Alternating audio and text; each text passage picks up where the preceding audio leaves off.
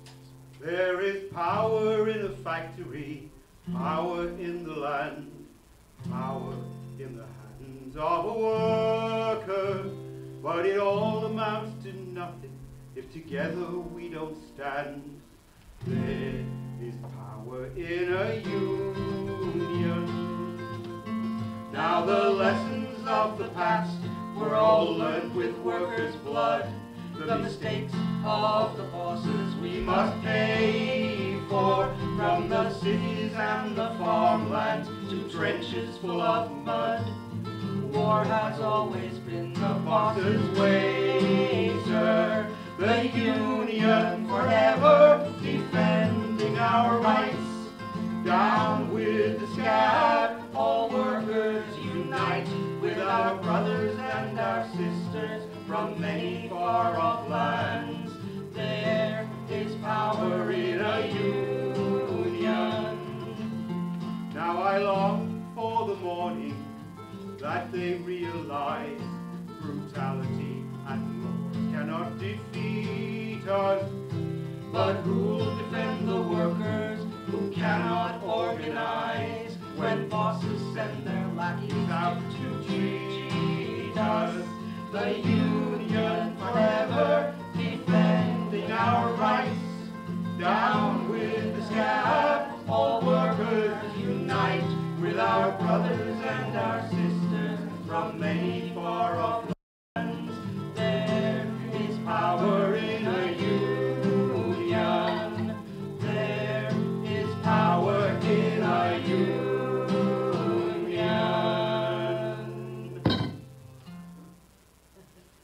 In his later years, George returned often to his family's summer home in Bailey Island, Maine.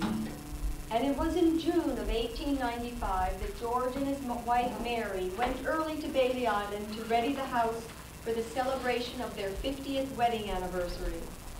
All of their children and a few of the siblings were present when, after having felt well all summer, George suddenly felt pains in his chest and he went to lie down. He died a few hours later on August 6th. His daughter, Clara Louise Burnham, said he died as he would have liked, with no season of infirmity.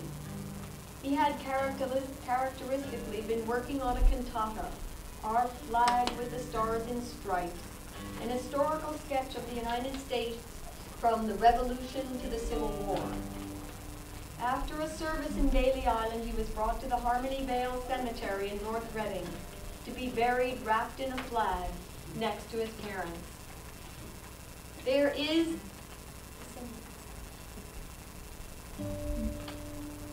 a family legend that President Lincoln wrote to George Root saying, "You have done more than 100 generals and 1,000 orators." Another story is that the Assistant Secretary of War, Charles A. Dana, wrote about George that he did more to preserve the Union than a great many brigadier generals, and quite as much as some brigades. Everyone here is remembered as a kind, generous, optimistic, and warm-hearted man whose gift and love for music ring on in the hearts of the people who knew him. He gave the nation its music. That's my dad.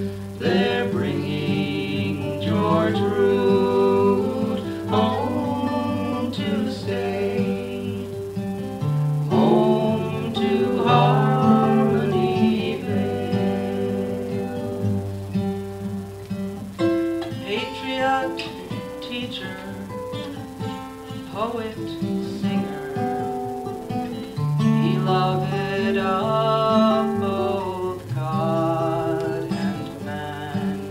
His gentle memory, the heritage of his kindred, through his songs he'll live on. They're bringing George Root back home today to be buried in Harmony Vale. They're bringing George Root home to stay, home to Harmony Vale. They're bringing George Root back home today to be buried in Harmony Vale. They're bringing George Root home to stay, home to Harmony Vale, home to Harmony Vale.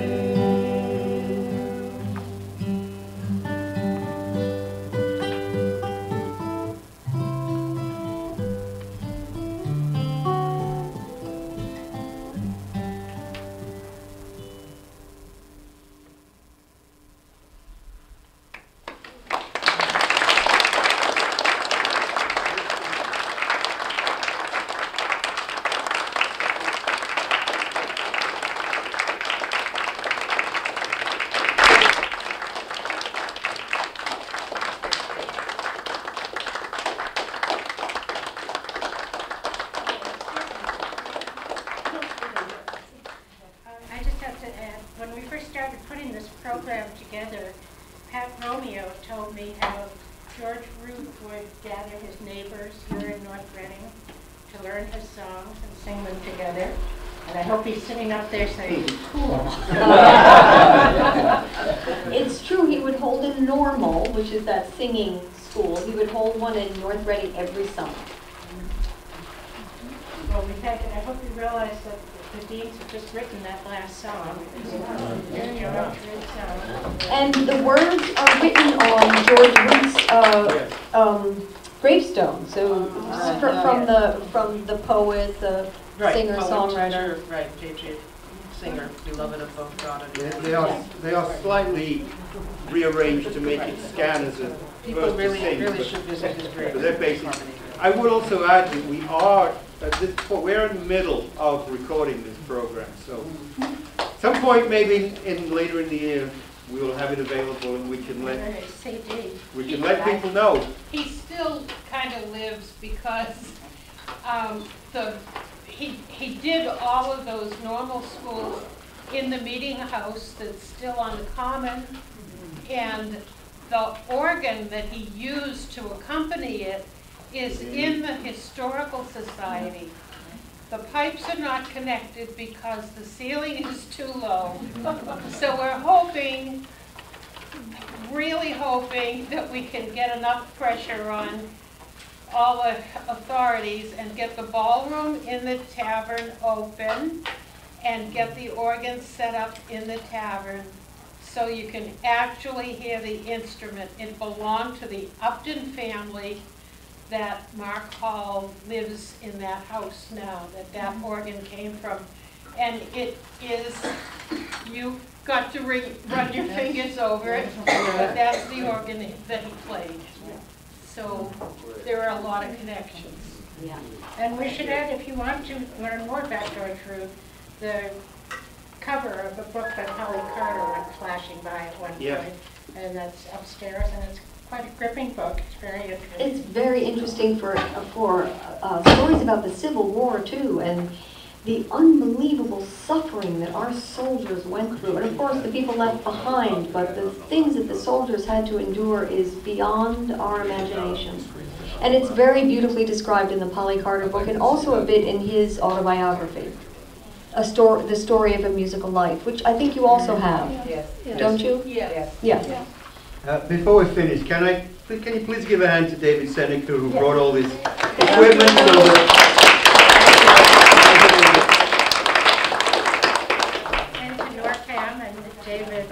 anybody else, Adrian, anybody else who made this possible? Richard is sitting here with making all the nice pictures so you don't have to look at us. And thank you again for coming. Yes, and, thank you. Have some refreshments. I have refreshments. Have refreshments. There's tons of them over there. And I have to make a pitch for North Reading Reads this last year. Read this book, Beautiful Ruins, which was recently listed as number 6 on the New York Times combined ebooks and hard books. And we have 2 of them to give away as door prizes. And so the way we often do that is who has the birthday closest to today? You're not. May 9th. You're not North Reading. May 6th. Okay, can anybody beat May 6th? May 6th. And when was George Root's birthday? His birthday was No, it's not. August 30th. Okay, who has the closest to August 30th? At the time, August 22nd. They sit next to each other. Conspiracy. Please come eat. We have tons of which is why we put that.